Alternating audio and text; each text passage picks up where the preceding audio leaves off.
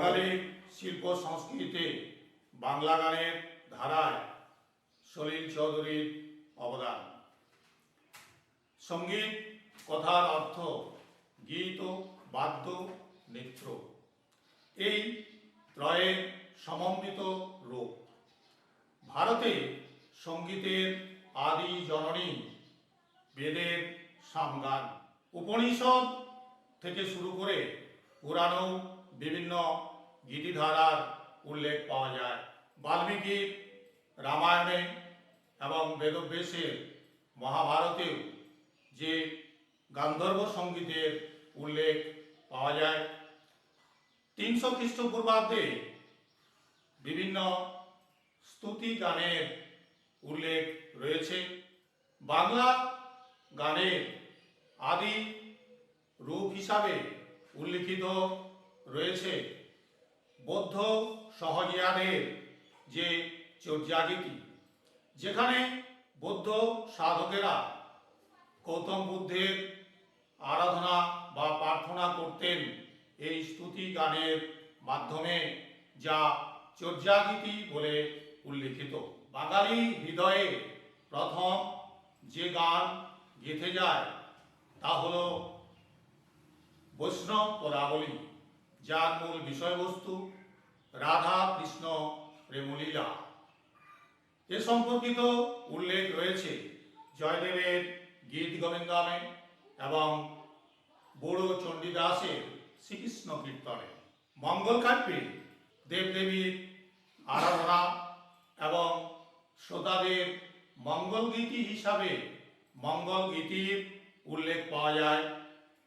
অর্থাৎ মঙ্গল কাব্যে মঙ্গল গীতি হল মূল বিষয়বস্তু। মধ্যযুগে শ্রী চৈতন্য, নানক, কবির, তুলসীদাস, মীরাবাইয়ের রচনায় ভক্তিগীতি বা দোহা ছিল সে সময়কালে সমন্বয়ের প্রতীক। শ্রী চৈতন্য তার কীর্তন গানের সুরে গণতান্ত্রিক মানুষকে একই জায়গায় জড়ো করেছিলেন। কীর্তনের উৎপত্তি বেদের অনুকীর্তন নামক প্রার্থনা সঙ্গীতে। প্রচলিত কীর্তন দু ধরনের, নাম কীর্তন এবং লীলা কীর্তন। নাম কীর্তন অর্থাৎ 24 প্রহর এবং লীলা কীর্তন তথা কৃষ্ণলীলা বা রসলীলা।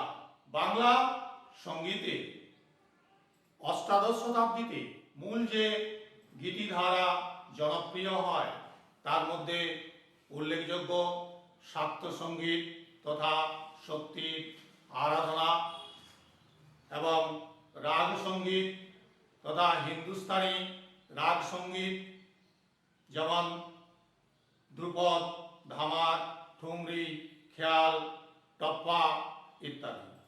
এছাড়াও কবি গান, বাউল গান, যাত্রা গান, ঢপ কীর্তন, আখড়াই গান এবং থিয়েটারের গান বিশেষভাবে উল্লেখযোগ্য।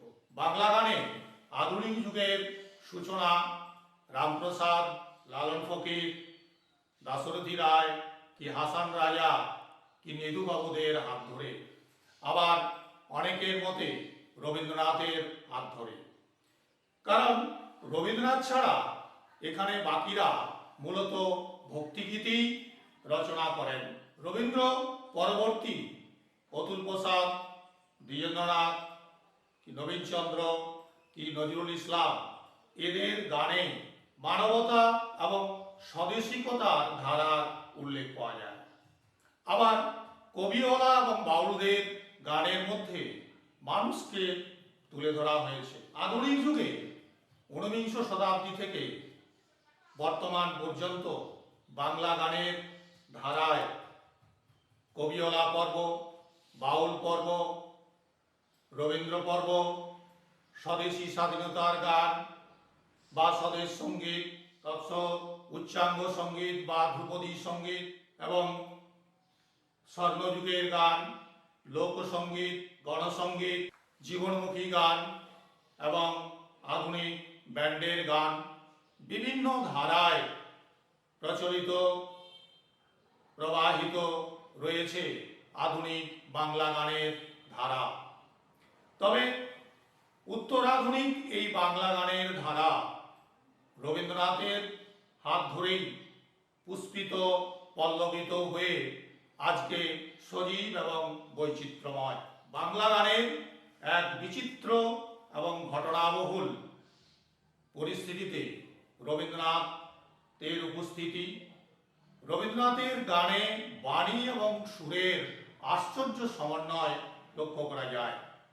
তার বাণীর বৈচিত্র্য এবং সুরের বৈচিত্র্য এবং বাণীর প্রায় সর্বত্রগামিতায় রবীন্দ্রসঙ্গীত আজও অপ্রতিদ্বন্দ্বী। এবার আমরা আসি সরাসরি সলিল চৌধুরীর কথায়। রবীন্দ্র পরবর্তী ভারতীয় সঙ্গীত জগতের তথা বাংলার এক অহংকার সলিল চৌধুরী ছিলেন সঙ্গীত সাম্রাজ্যের এক উজ্জ্বল জ্যোতিষ্ক। সুরকার, গীতিকার, গল্পকার, চিত্রনাট্যকার, সঙ্গীত পরিচালক, বহুমুখী প্রতিভার অধিকারী, মেধাবী, সুরের স্রষ্টা এবং নতুন ধারার প্রবর্তক। ভারতীয় সঙ্গীত ধারা সম্পূর্ণ আত্মস্থ করে নিজের অপূর্ব সৃষ্টি কৌশলে তিনি উপস্থাপন করে ভারতীয় সঙ্গীত ঘরানায় এক স্বতন্ত্র উচ্চ স্থানে অধিষ্ঠিত যুগপুরুষ। সঙ্গীত সাম্রাজ্যে প্রতিষ্ঠিত প্রতিষ্ঠানে তিনি ছিলেন অপরাজেয় সম্রাট। সঙ্গীত ঘরানায় তার নাম অমরত্ব লাভ করেছে মনের দরজা খুলে অগণিত মানুষের হৃদয়ে। সলিল চৌধুরী 1923 খ্রিস্টাব্দে 24 পরগনা জেলার সোনারপুরে এক কায়স্থ পরিবারে জন্মগ্রহণ করেন। তার পিতা ছিলেন সঙ্গীত এবং নাটকে উৎসাহী। আসামের লতাবাড়ি চা বাগানের ডাক্তার। পিতার কাছ থেকেই সলিলের সঙ্গীতের হাতে খড়ি। সলিল চৌধুরী বাঁশি, পিয়ানো, এসরাজ খুব ভালো বাজাতেন। ছাত্রাবস্থাতেই মাত্র 20 বছর বয়সে তার সঙ্গীত জীবনের উত্তরাণ। এ সময় তিনি গায়ের বধূ নামে এক সঙ্গীত রচনার মাধ্যমে তিনি এক নতুন ধারা তৈরি করেন। কোনো এক গায়ের বধূর কথা তোমায় শোনাই শোনো, রূপ কথা নয় সে নয়। সলিল চৌধুরীর মৌলিক কবিতা তার এক অন্যতম কীর্তি। একগুচ্ছ চাবি, ইউলিসিস, ফান, কবিতা, বয়স উল্লেখযোগ্য, যেখানে উল্লিখিত যে আমার ইচ্ছেগুলো প্রজাপতি হয়ে বনে বনে ঘাসে ঘাসে ওড়ে আর ফেরে। 1958-তে সবিতা চৌধুরী প্রজাপতি প্রজাপতি শিরোনামে এর উপরে গানও গেয়েছেন সলিল চৌধুরীর সুরে। সলিল চৌধুরী নাটকে গান রচনা করে সুর দিয়ে গ্রামে গঞ্জে আপামর জনসাধারণের মধ্যে সঙ্গীতের প্রসার ঘটান। সলিল চৌধুরীর এক বিশেষ অবদান গণসঙ্গীত। ভারতীয় গণসঙ্গীতের প্রণেতা হিসাবে তিনি স্মরণীয় বাঙালি।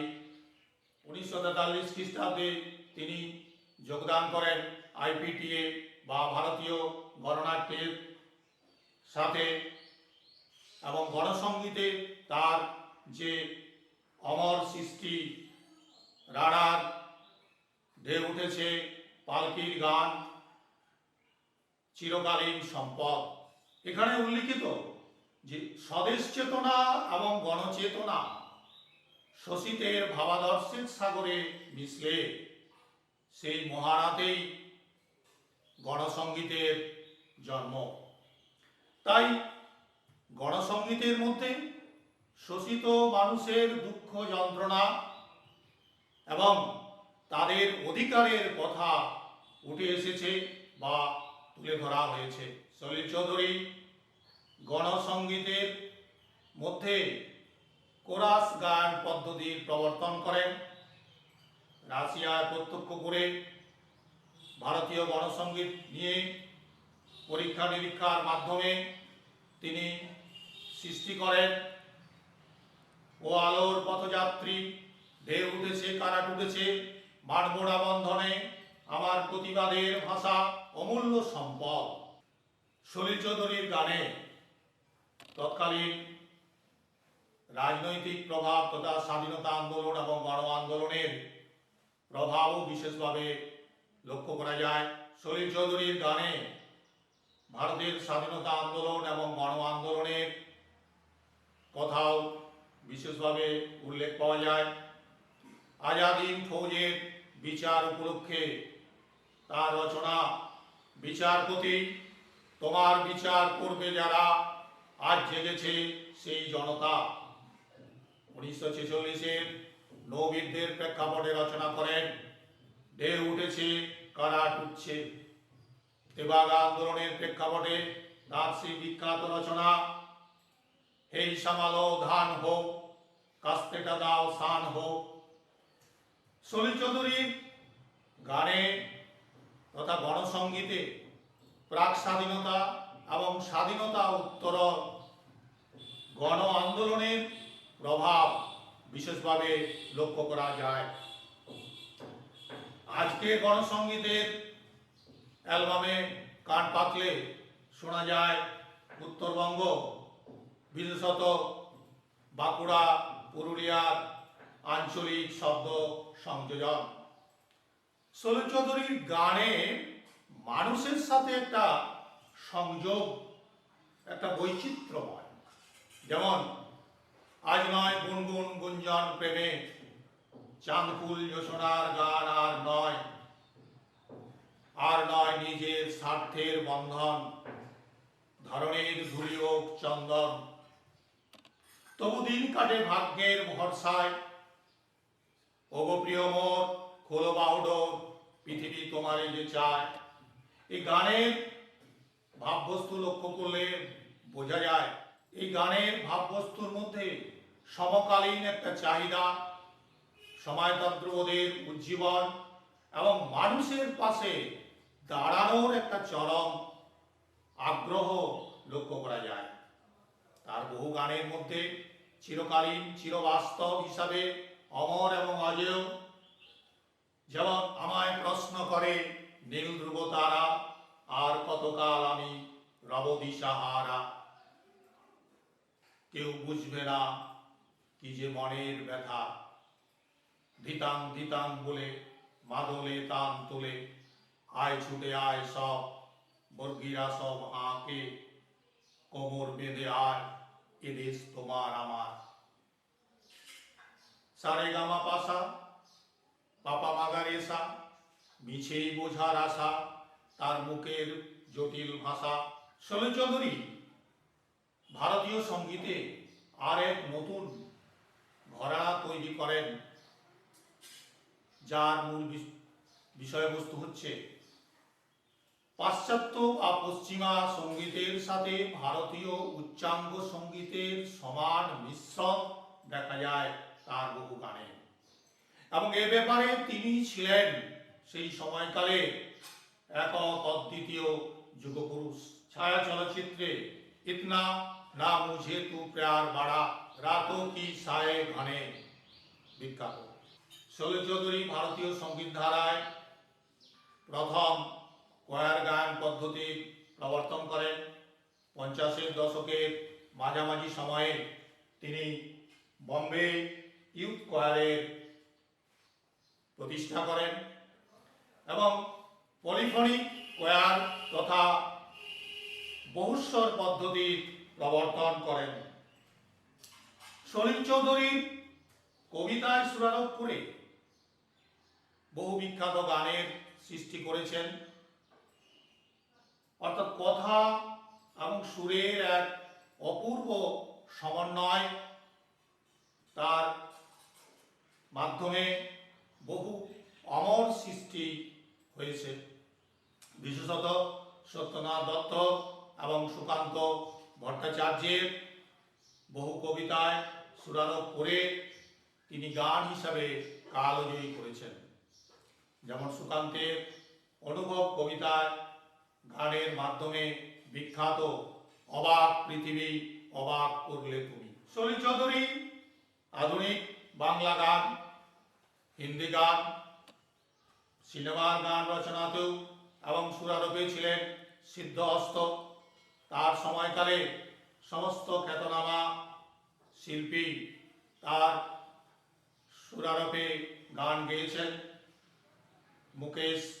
মুকেশ, মহেন্দ্র কাপুর, মান্না, রফি, হেমন্ত, কিশোর কুমার, অপরদিকে আশা, লতা, গীতা, সন্ধ্যা, সবিতা, কে নেই, সকলেই তার রচনা এবং সুরারোপে গান গেয়েছেন। বাল্যকালের স্মৃতি মনে পড়ে যে গান বারে বারে কিশোর কুমারের কণ্ঠে, এই রোকো পৃথিবীর গাড়িটা থামাও, আমি নেমে যাব। মনে পড়ে যেদিন স্বপ্ন রঙিন, কোন সে আলোর স্বপ্ন নিয়ে কে যেন আমায় ডাকে, আয় চলে আয়। আমি পথ হারাবো বলেই আবার পথে নেমেছি। সোজা পথের ধাঁধায় আমি অনেক ভেবেছি। जिंदगी ख्वाब है, ख्वाब में झूठ है क्या, इसके सिवा साच है क्या। সলিল চৌধুরী তার 50 বছরের অধিক কাল সঙ্গীত জীবনে তিনি সুর নিয়ে নিরন্তর পরীক্ষা নিরীক্ষা করেছেন এবং বিশেষত বাংলা গানের সুরে তিনি জাদু সৃষ্টি করেছেন। এবং 60 এবং 70-এর দশকে ভারতীয় সঙ্গীতে তার সৃষ্টি এমন একটা বাণিজ্য সফল জায়গায় এসে পৌঁছায় যে এমনটা পরবর্তীকালে আর কখনোই লক্ষ্য করা যায় না। চলচ্চিত্রে সঙ্গীত পরিচালক হিসাবে সলিল চৌধুরীর আবির্ভাব ঘটে 1949 খ্রিস্টাব্দে পরিবর্তন ছবির মাধ্যমে এবং শেষ ছবি 1994 মহাভারতী। 1953 সালে ভারতে সাড়া জাগানো যে চলচ্চিত্র রবীন্দ্রনাথের 2 বিঘা জমি কবিতা অবলম্বনে বিমল রায় পরিচালিত 2 বিঘা জমিন, যা ছিল নব্য বাস্তববাদী সত্তার এক প্রতিফলন। হিন্দি চলচ্চিত্রের সঙ্গীত পরিচালক হিসাবে আবির্ভাব ঘটে সলিল চৌধুরীর এই চলচ্চিত্রে, যেখানে তার বিখ্যাত সেই গান ধরती कहे पुकार के, बीज बिछाले पैर के, मौसम बीता जाए, হরিয়াল बोल বাজাতা হয়। 50 বছর পরেও এই গানের সুর ভারতে নির্মিত চলচ্চিত্রের মধ্যে লক্ষ্য করা যায়। বিশেষত রাজস্থানে কৃষকদের সাথে ইংরেজদের ক্রিকেট খেলাকে কেন্দ্র করে যে लगान ছবিটি নির্মিত হয়েছিল তাতে এই গানের সুর প্রতিফলিত হয়। মনে পড়ে 1972-এ ঋষিকেশ মুখার্জি পরিচালিত সুপারস্টার রাজেশ খান্না এবং মেগাস্টার অমিতাভ বচ্চন অভিনীত সলিল চৌধুরী সঙ্গীত পরিচালনায় গলায় সুর না থাকলেও কণ্ঠে এসে যায় जिंदगी কাবিয়ে হাসায়ে কাবিয়ে রোলায়ে বিখ্যাত সেই গান। মৃণাল সেন পরিচালিত অকালের সন্ধানে এবং বিশদ মিঠুন চক্রবর্তী অভিনীত প্রথম যে ছবি মৃগয়ার সঙ্গীত পরিচালক ছিলেন সলিল চৌধুরী। সলিল চৌধুরী তার সঙ্গীত জীবনে প্রায় 75টি হিন্দি, 40টি বাংলা, 26টি মালায়ালম সহ বহু গুজরাটি, মারাঠি, কানাড়ি, তামিল, তেলেগু, উড়িয়া এবং অসমিয়া চলচ্চিত্রে সঙ্গীত পরিচালকের ভূমিকায় অবতীর্ণ হন। 1958 খ্রিস্টাব্দে সলিল চৌধুরী মধুমতি সিনেমায় শ্রেষ্ঠ সঙ্গীত পরিচালকের ফিল্মফেয়ার পুরস্কার লাভ করেন। মধুমতি সিনেমায় তার সেই বিখ্যাত গান সুহানা সফর और ये मौसम आभी हमें डर है हम खो ना जाए कहीं, মুকেশের কণ্ঠে দিলীপ কুমার পর্দায় এই গান গেয়েছেন, যেটা ছিল একটা ব্যতিক্রম। কারণ সেই সময়কালে রফি ইকুয়াল টু দিলীপ কুমার এবং মুকেশ ইকুয়াল টু রাজ কাপুর, এই ঘরানাটাই প্রচলিত ছিল। সেখানে সলিল চৌধুরী একটা ব্যতিক্রম নিয়ে আসেন। যাই হোক, এরপর 1988 খ্রিস্টাব্দে সলিল চৌধুরী ভারত সরকারের পক্ষ থেকে সঙ্গীত নাটক একাডেমি পুরস্কার লাভ করেন। সলিল চৌধুরীর লিখিত ছোট গল্প রিক্সাওয়ালা অবলম্বনে নির্মিত চলচ্চিত্র তার জীবনে নতুন একটা মাত্রা যোগ করে। এই ছবিটি ফিল্মফেয়ার পুরস্কার লাভ করে এবং কান চলচ্চিত্রে এটি পুরস্কৃত হয়। বাংলার অলঙ্কার, বিরল প্রতিভার সঙ্গীত সাধক সলিল চৌধুরীর অবদানের মূল্যায়ন আজও হয়নি। অনেকটা যেন তার গানের কথাতেই আমি কত হাসলাম, কত কাঁদলাম, জীবন জোয়ারে ভাসলাম, আমি ঝড়ের কাছে রেখে গেলাম আমার ঠিকানা। এই কথা সত্য।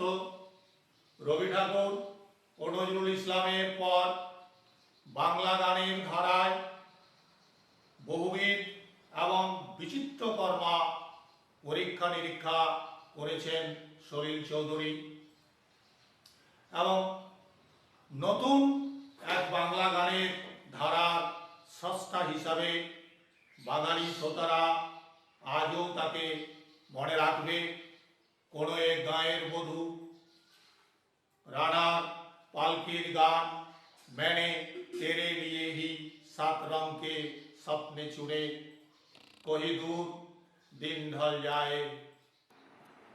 নিঃসন্দেহে বাংলা গানের ধারাকে তিনি একক প্রচেষ্টাতেই নিয়ে গেছেন নতুন পথে, যে পথ চির